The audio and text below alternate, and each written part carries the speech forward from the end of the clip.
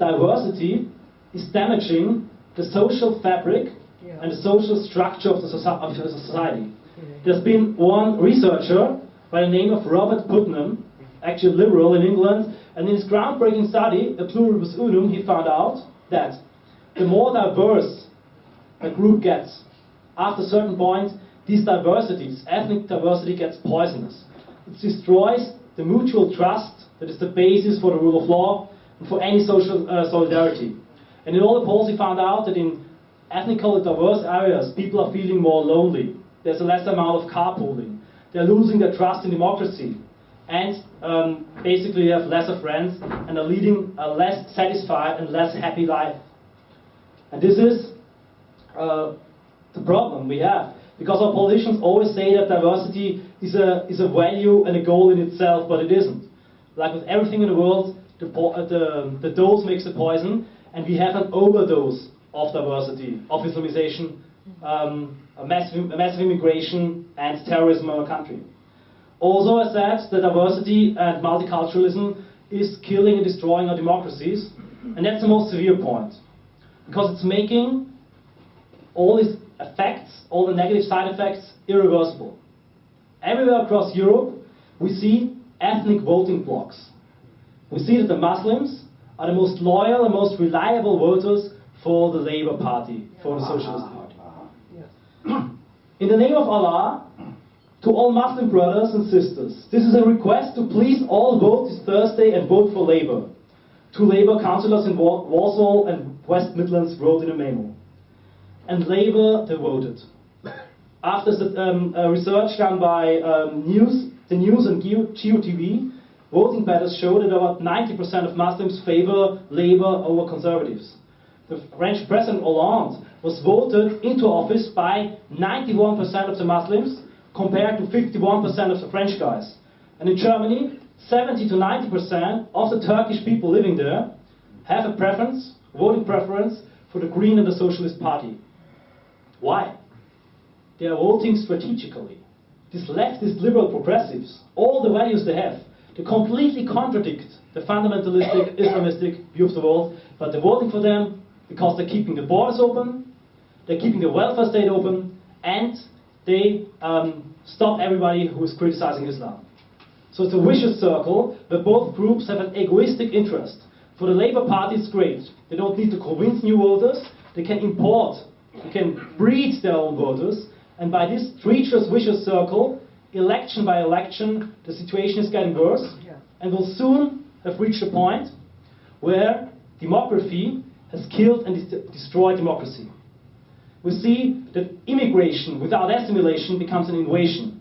And since integration, assimilation has completely failed, and multiculturalism is completely dead, we need to come up with new solutions and new answers.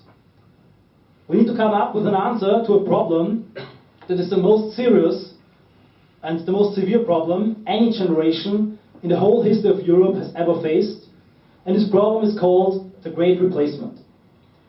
It's a combination of our low birth rates and of massive immigration, and it will lead to a complete replacement of our population within a few decades.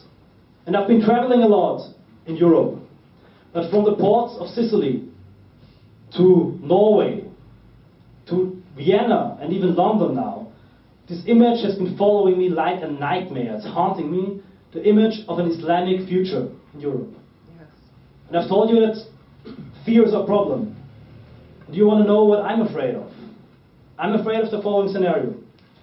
It's the year 2050, and I'm sitting in my living room, and I'm facing my future daughter. We're talking. She's now 8 years old, and at this age, every little girl in my country in Austria needs to buy and to wear a headscarf when she's leaving the gated community where we're living in. It's basically a South African scenario for all of Europe.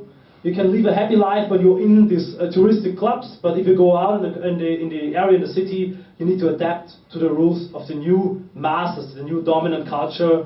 It's a submission scenario for all of Europe.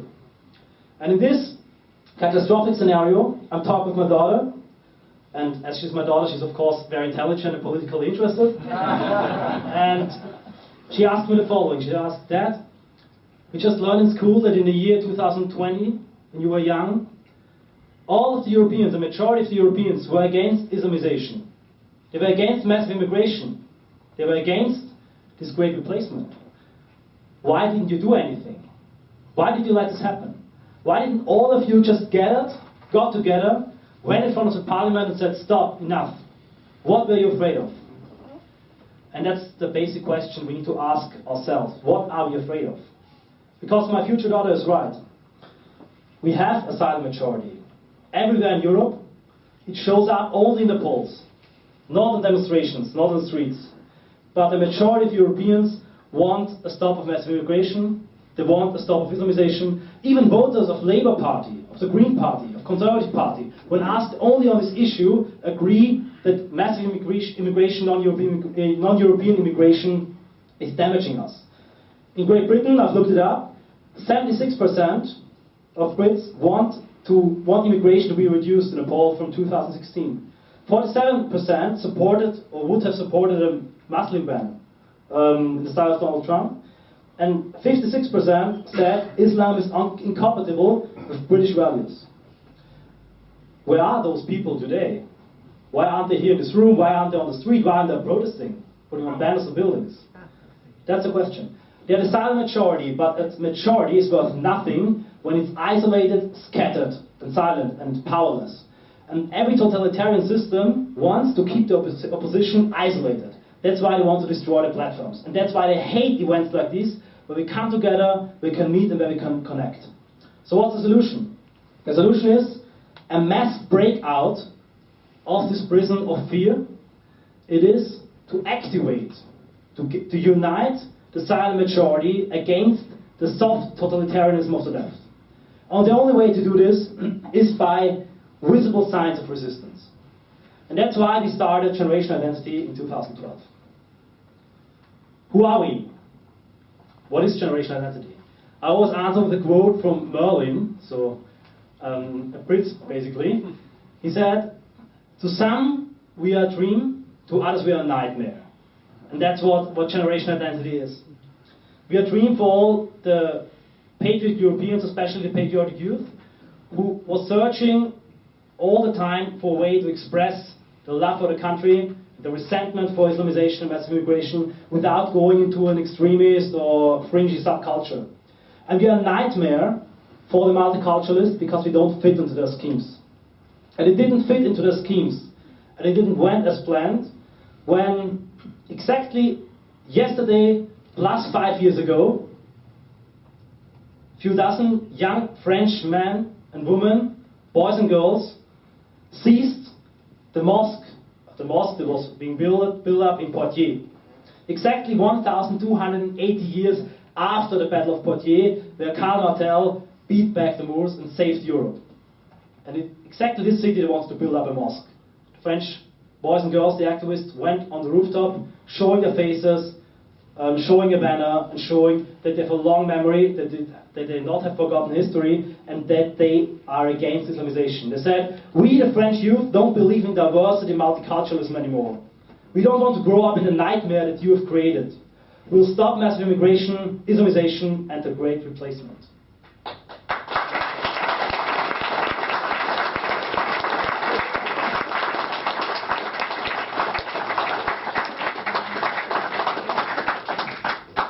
Right after this action, they published a video that went viral, went like a blaze through social media in Europe.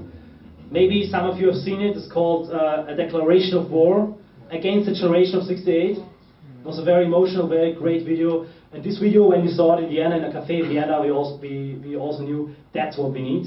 That's what we need to implement. At the moment, Generation Identity has spread through all across Europe, and especially after our last mission, Defend Europe in the Mediterranean, we also get a lot of applies, a lot of people who are interested to set it up in different countries. And I also think the UK would need a Generation Identity. Why? Because we are combining a new approach, a new style, and a new theory that makes us so successful. And we already saw it in the first action. We have clear and easy and simple messages. Because it's a very easy and simple question. The question is, do we want to become a minority in our own countries? Yes or no? No.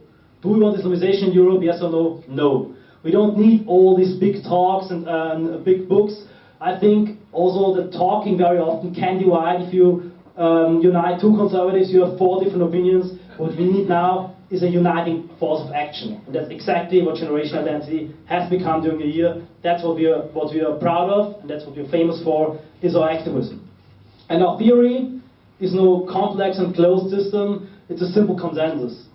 We want to preserve the ethno-cultural identity of the European peoples and fight for a future of our traditions. For that we oppose multiculturalism, massive immigration, Islamization and the Great Replacement. We do this with non-violent actions to unite and activate the silent majority to open up a free debate about the subjects. And that's basically it. That's the consensus of Generation Identity.